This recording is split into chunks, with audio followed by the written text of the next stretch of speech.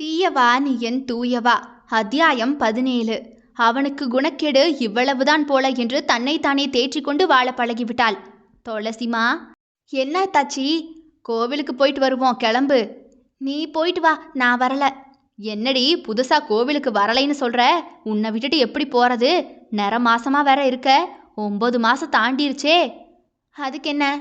வயிறு வலி ஏதாவது வந்துருச்சுன்னா வீட்டில் வேற ஒருத்தரும் இல்லை. போனால் 2 பேரும் சேர்ந்து போவோம், இல்லை இன்னொரு நாள் போய்க்கலாம். இன்னொரு நாள்னா எப்போ போக போகிற நீ? இன்னும் 2 நாளில் நாள் இருக்குன்னு சொல்லியிருக்காங்கல்ல. நான் சும்மா தான் இருக்கேன் தாச்சி. வயிறு வலிச்சா சொல்லியிருக்க மாட்டேனா என்ன? சரி, அப்போ கோவிலுக்கு வா. இல்லை தாச்சி, எனக்கு அவ்வளவு தூரமெல்லாம் நடக்கவே முடியாது. நான் வீட்டில் இருக்கேன், கொஞ்சம் தூங்கணும் போலையே இருக்குது. உனக்கு நல்லபடியாக குழந்தை பிறக்கணும்னு வேண்டிக்கிட்டு இருக்கேன். போகலைன்னா சாமி குத்தமாகி போகும். ஏதாவது ஆயிடக்கூடாதுடி, அதான் யோசனையாகவே இருக்கு. நீ வேற வரமாட்டேங்கிறியே. என்ன தாச்சி, நீ கோவில்லையாவா கிடக்க போற? போயிட்டு 2 மணி நேரத்தில் திரும்பி வந்துட போற. அதுக்குள்ளே வழி வந்துருமா என்ன? போயிட்டு வா, நான் பார்த்துக்கிறேன் என்று மருமகள் சிடுசிடுக்க, இந்த சிடுசிடுப்பு கோபமெல்லாம் என்கிட்ட தான். உன் புருஷன் ஒரு பார்வை பார்த்ததும் அப்படியே பம்மிடு. அதான் காதல தாச்சி, அப்படித்தான் இருக்கும்.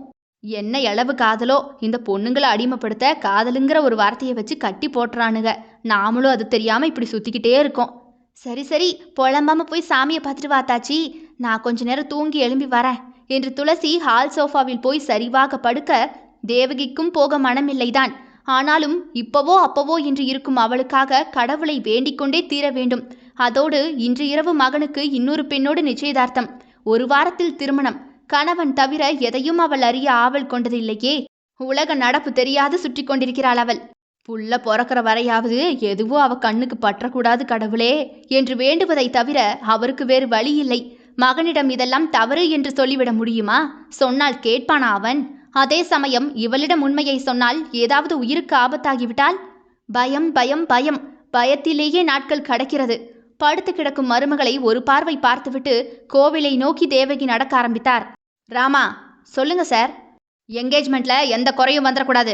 லைவ் டெலிகாஸ்ட் போட சொல்லியிருக்கியா என்று காரை விட்டு இறங்கிய தன் நண்பனின் பூரிப்பான முகத்தை பார்த்து பலராமுக்கு நீயெல்லாம் என்னடா மனுஷன் என்று கேட்க தோன்றினாலும் கூட கேட்க முடியாத நிலை.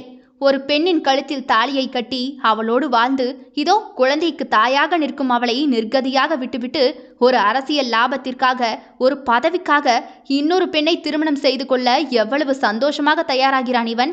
அவளையும் ஒன்றும் இவன் நேசிக்கவெல்லாம் இல்லை. அரசியல் ஆதாயத்திற்காக அவன் போடும் சிறிய தூண்டிலில் மாட்டிக்கொள்ளப் போகும் இன்னொரு பெண், அவ்வளவுதான்.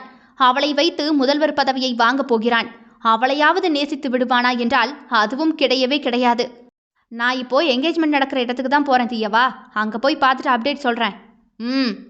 அந்த பொண்ணு உங்ககிட்ட ஏதோ பேசணும்னு சொல்லிச்சு. முதல்வர் உங்ககிட்ட சொல்ல சொன்னார். வேலையாக இருக்கேன், அதெல்லாம் பிறகு பார்த்துக்கலாம்னு சொல்லு. ராத்திரி பார்க்கும்போது பேசிக்கிறேன். தீயவா, ஒன்னே ஒன்று கேட்கவா? நீ தப்பு செஞ்சாலும் சரி, நல்லது செஞ்சாலும் சரி, உன் கூட தான் இருப்பேன். ஆனால் மனசு கேட்கல. என்ன?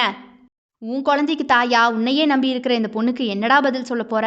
ஒருவேளை துளசி உண்மையை சொல்லிட்டா என்ன பண்ணுவ நீ? சிரித்தவனோ, சொல்ல மாட்டா. சொன்னா அவ உயிரோட இருக்க மாட்டா.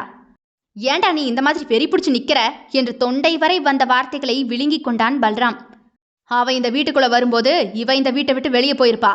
அவளுக்கும் சந்தேகம் வராது, இவளும் வாய் திறக்கிறதுக்கான சூழ்நிலையே இருக்காது. பார்த்துக்கலாம், 10ஓட ஒரு தப்பு என்ன செஞ்சிட போகுது என்று தோலை உலுக்கிய நண்பனை விரக்தியாக பார்த்து கொண்டே, அன்னைக்கு நீ நின்ன மாதிரி உன் குழந்தை நிற்கும். நான் வரல, அதுவும் வரும். நீ உன் அப்பனை கொன்று வந்த. தைரியம் இருந்தா என்ன கொன்னுட்டு வரட்டும் என்றவனை எரிச்சலாக பார்த்த பல்ராமோ காரை எடுத்துக்கொண்டு போய்விட்டான். அந்த மாலை வேளை வீடு நிசப்தமாக கிடந்தது. இன்னும் 1 மணி நேரத்தில் நிச்சயதார்த்தத்திற்கு கிளம்பி செல்ல வேண்டும். உள்ளே நுழைந்த தீயவன் சோஃபாவில் தூங்கிக் கொண்டிருந்த துளசியை ஒரு பார்வை பார்த்துவிட்டு சலிப்பாகவே தலையை திருப்பினான். காஞ்ச மாடு கம்மங்கொலையில் விழுந்த மாதிரி அந்த நேரத்தில் கண்ட்ரோல் இல்லாமல் போச்சு. இல்லை, இந்நேரம் இவ வயிற்ற தள்ளிக்கிட்டு நின்று இருக்க மாட்டா. சரி, அவளை தொட்ட அதிர்ஷ்டம். இப்போ முதல்வர் மருமகனாக போகிறேன். என்னை தொட விட்ட அதிர்ஷ்டம் அவளுக்கு ஒரு புள்ள கிடைக்க போகுது. 2 பேருக்கும் லாபம் தானே என்று லாப கணக்கு போட்ட புருஷன் எண்ணம் தெரிந்திருந்தால் துளசி தரையோடு தரையாக போயிருப்பாள். தூக்கத்தில் இருந்த துளசி கண் முன்னே ஏதோ உருவங்களில் நிழலாட தீயவன் படுக்கையில் பட்டு வேஷ்டி சட்டையில் அமர்ந்திருக்க அவன் அருகே நளினமாக ஒரு கால்கள் அடியெடுத்து வைக்க இவன் அவளை உதட்டை சிரித்து ஆசையாக பார்க்க தூங்கிக் கொண்டிருந்த துளசியின் உதட்டில் மெல்லிய சிரிப்பு. கனவில் கூட அவனிடம் நெருங்கி வர என்னால் தான் முடியும் என்று அந்த கர்வ புன்னகை சொன்னதோ? ஆனால் அவன் அருகில் வந்து அமர்ந்ததோ வேறு ஒரு அழகிய பெண். தீயவன் அவளை அணைத்தது. அப்பெண் அவன் கைக்குள் அடங்க அவள் இதழிலோ அவன் இதழ்கள் சேரும் நேரம், அம்மா என அந்த காட்சியை தாங்க முடியாமல் துளசி வயிற்றில் பிரளயம் உண்டாக டமார் என்று நீர்க்குடம் உடைய அலறிக்கொண்டு துளசி எழும்பி அமர்ந்தாள். அவள் கால் வழியாக நீர் சரசரவென்று ஓடியது. அது கூட அவளுக்கு உணர்வு இல்லாதபடி உடலெல்லாம் வேர்த்து வடிந்தது. தான் கண்ட அந்த காட்சியில் கூட இன்னொரு பெண்ணை அவளால் அனுமதிக்க முடியாது போனது. கடவுளே, கனவுல கூட இதை என்னால் ஜீர்ணிச்சிக்க முடியலையே. மணி என்ன ஆகுது என்று மணியை அவள் பார்க்க மணியோ இரவு 7. இது எல்லாமே கனவுதான், இருந்தாலும் எனக்கு பயமா இருக்கே. கோவிலுக்கு போயிருக்கணுமோ என்று நெஞ்சை தடவி கொண்டவளுக்கு அப்போதுதான் தன் கால் வழியாக ஏதோ திரவம் ஓடுவது புரிந்து கீழே குனிந்து பார்க்க நீர்க்குடம் உடைந்து போய்க் கொண்டிருந்தது. ஐயையோ, பயந்து போனவள் வயிற்றை பிடித்து கொண்டாள். உடனே அதே நேரம் தீயவன் நிச்சயதார்த்தத்திற்காக கருப்பு சட்டை, கருப்பு பேண்ட், சாம்பல் நிற கோட் அணிந்து கொண்டு மாடியிலிருந்து கீழே இறங்கி வர அவனை கண்டுவிட்டு பெருமூச்சு விட்ட துளசியோ, அப்பாடா, ஹைதான் வீட்டில் தான் இருக்காரா? ஆஸ்பத்திரிக்கு கூட்டிட்டு போக சொல்லிடுவோம். தண்ணி கூட உடஞ்சா உடனே புள்ள பிறக்கணும்னு சொல்லுவாங்களே என்ற வலியோடு வயிற்றை பிடித்து கொண்டு தன் கணவனை நோக்கி தத்தி தத்தி நடந்து வந்தவள், ஹைதான் கிளம்பிட்டீங்களா? நல்ல வேலைக்கு போகும்போது உன்னையா நான் பார்க்கணும்? நான் வெளியே போகும்போது உன்னை எதிரில் வராதேன்னு எத்தனை தடவை சொல்லியிருக்கேன்டி. மன்னிச்சிடுங்க ஐத்தான், வயிறு வலிக்குது. தண்ணி கூட வேற உடஞ்சிருச்சு போல. கொஞ்சம் போகும்போது ஆஸ்பத்திரி வரைக்கும் கூட்டிட்டு போறீங்களா? வாட்? உன்னை ஆஸ்பத்திரிக்கு கூட்டிட்டு போறது தான் என் வேலையா? நான் என்ன உன் வேலைக்காரனா? என்று பல்லை கடித்து கொண்டு சீறிய கணவனின் செயலில் முகம் சுருங்கினாலும் கூட, இப்போ போகலைன்னா ஏதாவது புள்ளைக்கு ஆயிடக்கூடாது. கொஞ்சம் கூட்டிட்டு போய் விட்டுடுங்களேன் ஐத்தான். எனக்கு வேற வேலை இருக்கு. ஆஸ்பத்திரி வாசல்லையாவது இறக்கி விட்டுட்டு போங்களேன் ஐத்தான். இடுப்பு வலி வேற வந்த மாதிரி இருக்கு, பயமா இருக்கு. உதடுகள் துடிக்க தன் கணவன் முகத்தை அண்ணாந்து பார்க்க அவளை தன் வலியை விட்டு தள்ளி நிறுத்திவிட்டு தீயவன் வாசல் நோக்கி நடக்க ஆரம்பிக்க, அம்மா வலி தாங்க முடியலாய்த்தான், காரில் கொண்டு போய் ஆஸ்பத்திரியில் விட மட்டுமாவது செய்யுங்களேன்.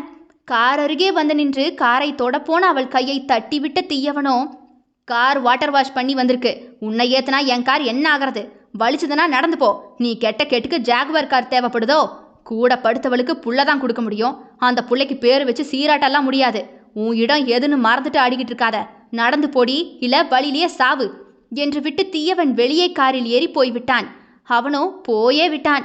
வயிற்று வலியை விட அவன் இந்த நிலையில் கூட தன்னை நிராகரித்து போவதுதான் முதுகு தண்டில் இன்னுமாக வலியை கூட்டிவிட்டது அவளுக்கு.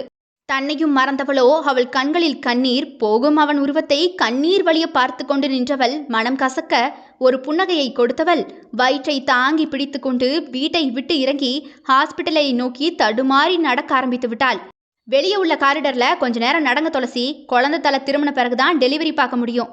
கொஞ்சம் காலார நடந்துட்டு வாங்க என்று மருத்துவர் கூற, என்று தலையாட்டிய துளசி இடையை பிடித்து கொண்டே அந்த இரவு வேளையில் தொலைதூரத்தில் இருந்த நிலவை வெறித்து பார்த்து கொண்டே மருத்துவமனை வரவேற்பு அறையில் நடந்து கொண்டிருந்தாள். விட்டு விட்டு வலிக்கும் இடையை விட இந்த நிலைமையில் கூட விட்டு விட்டு போன கணவன் ஞாபகங்கள் தான் இன்னும் அதிகமாக வலியை கொடுத்தது. பெண்ணிற்கு ஏன் அதிகமாக ஹார்ட் அட்டாக் வருவதில்லை என்ற ஆராய்ச்சிக்கு எளிதாக பதில் சொல்லிவிடலாம். ஏகப்பட்ட பாரங்களை தாங்கி தாங்கி அந்த இதயம் ஆண்களை விட பலமாகிவிட்டது, அவ்வளவுதான். ஹாலில் 1-2 பேர் உட்கார்ந்து அங்கே ஓடிக்கொண்டிருந்த டிவியை பார்த்து கொண்டிருந்தனர். ஒழுங்கா அத்தாச்சி கூடவே போயிருக்கலாம். இப்போ அத்தாச்சி வேற என்னை தேடிக்கிட்டு இருக்கும். யாருக்கிட்ட சொல்லி இந்த செய்தியை அவங்கக்கிட்ட அனுப்புறது? இந்த ஃபோன் மூலமாக சொல்லலான்னாலும் நமக்கு வீட்டு நம்பர் கூட தெரியாதே. கூறுகிட்ட குப்பையா இருந்தா ஹைத்தான் என்னை தூக்கி வச்சு கொஞ்சமா என்ன ஒத்தையில கிடந்துதான் சாகணும்னு விதி, அது எழுதியிருந்தா என்ன பண்ண என்று அவளோ அங்கே இருந்த மேஜையில் கைகளை வைக்க அவள் கையருகே இருந்த டிவி ரிமோட்டில் அவள் விரல் பட்டு சட்டென்று சேனல் மாறிவிட்டது. அச்சச்சோ, கை தவறிப்பட்டுடுச்சு என்று சொல்லிவிட்டு அவள் நகரப்போக, இங்கே முதல்வரின் மகள் பிரியதர்ஷினிக்கும் எம்எல்ஏ தீயவனுக்கும் நடக்கும் நிச்சயதார்த்தத்திற்கு வந்திருக்கும் அத்தனை பேருக்கும் வணக்கம் என்ற முதல்வரின் குரலில் திரும்பிய துளசி திரையை பார்த்திட அங்கே சாம்பல் நிற கோட்டில் முகம் நிறைந்த புன்னகையோடு தீயவன் மாலையோடு நிற்க அவன் அருகே சாம்பல் நிற லெஹங்கா அணிந்து வைர நகை மினுங்க பிரியதர்ஷினி நின்று கொண்டிருக்க, தமிழ்நாட்டு மக்கள் அத்தனை பேரும் என் வீட்டு விசேஷத்தில் கலந்துக்கணும்னு ஆசைப்பட்டுத்தான் இதை லைவ் டெலிகாஸ்ட் பண்ணிக்கிட்டு இருக்கேன். என் மருமகன் தீயவன் இப்போ என் மக கையில் நிச்சயதார்த்த மோதிரத்தான் அணிவிப்பாரு என்றதுமே இங்கே நின்று கொண்டிருந்த துளசிக்கு கண்ணெல்லாம் கட்டி கொண்டு எப்படியோ வந்தது.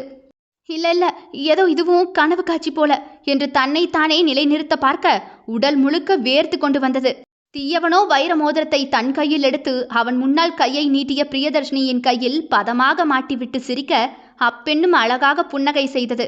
அடுத்ததாக மாலை அணிவிக்கும் வைபவம் நடக்க இருவரும் மாலையை மாற்றிக்கொள்ள இங்கே நின்று கொண்டிருந்த துளசிக்கு இது உண்மை என்பது புலப்பட்டு இடையில் 1000 முழி சேர்ந்து அடிப்பது போல ஒரு வலி உண்டாக அவள் மனவழியில் இடைவெளி தெரியாமல் போக அம்மா என இடுப்பை பிடித்து கொண்டு அவளுடைய மகன் தொடை வழியாக வலிக்கு கீழே விழப்போக ஆ என அப்போதுதான் நிதர்சனம் உணர்ந்த துளசியோ பதறிப்போய் தன் கைகளால் குனிந்து பிள்ளையை தாங்கிக் கொள்ள தொப்புள் கொடி அறுக்காத மகன் அவள் கையில் வந்து விழுந்தான்.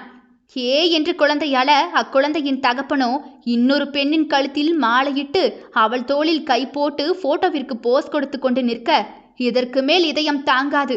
அப்படியே தன்னுடைய குழந்தையோடு இவளும் மயங்கி பக்கத்தில் இருந்த சேரில் சாய்ந்தாள். இனியாவது இவளின் மூடத்தனம் கண் திறக்குமா? தொடரும். இதனுடைய அடுத்த அத்தியாயம் நாளை இரவு 7 மணிக்கு வந்துடும். கேட்க தவறாதீர்கள் மக்களே. தீயவா நீ என் தூயவா. விடை பெறுகிறேன். நான் உங்கள் ஆர்ஜே தியா.